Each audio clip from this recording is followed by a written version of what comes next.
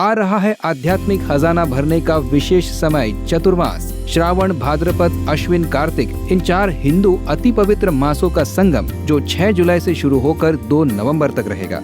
इस विशेष कालावधि की महिमा जिसे हर साधक को जानना जरूरी है और क्या कुछ करने से साधक इस चतुर्मास का ज्यादा से ज्यादा लाभ ले सकता है, आइए आसान शब्दों में समझ लेते हैं। आषाढ़ मास की देवशयनी एकादशी से शुरू होकर देव उठनी एकादशी पर समापन होने वाला ये चतुर्मास एक आध्यात्मिक पूंजी को संजोने और उसका संवर्धन करने का स्वर्ण अवसर है।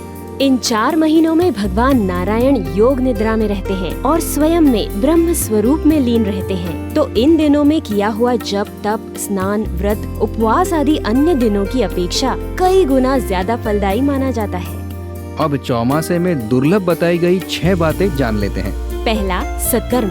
दूसरा, सतकथा अर्थात भगवत कथा। तीसरा, सत्पुरुषों की सेवा।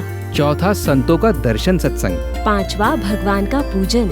और 6ठा, दान में अनुराग।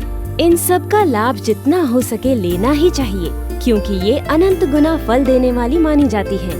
अब देखते हैं चतुर्मास में क्या करना चाहिए। इन 4 महीनों में जो ब्रह्मचर्य पालते हैं और धरती पर सोते हैं, उनकी तपस्या के फल का और उनके आध्यात्मिक विकास का तोल मोल नहीं हो सकता।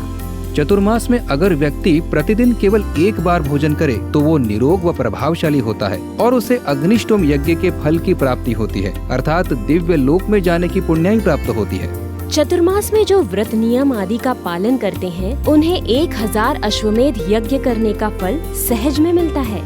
इन दिनों में विष्णु सहस्त्र नाम अथवा पुरुष सूक्त का पाठ व्यक्ति के जीवन में पुण्य और वाणी में प्रभाव प्रदान करता है। चतुर्मास में पंचगव्य का पान विशेष पुण्यदायी और आरोग्यदायी माना जाता है। अब जानते हैं इस काल में क्या त्यागना चाहिए। इस काल में शादी विवाह के मुहूर्त नहीं निकलते, विवाह आदि सकाम कर्म नहीं किए जाते हैं। दही का त्याग करेगा शरीर निरोगी और इससे गोलोक की प्राप्ति हो सकती है। नमक का त्याग देगा पापों से मुक्ति और आंतरिक शुद्धि। गुड़ का त्याग कराएगा मधुर स्वभाव की प्राप्ति।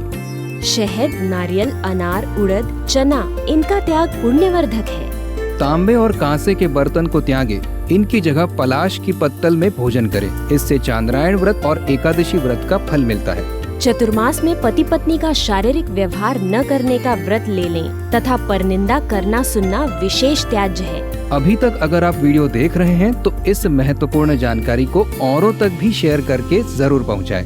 और कुछ प्रश्न हो तो कमेंट अवश्य करें, उत्तर देने की पूरी कोशिश रहेगी। हरिओम।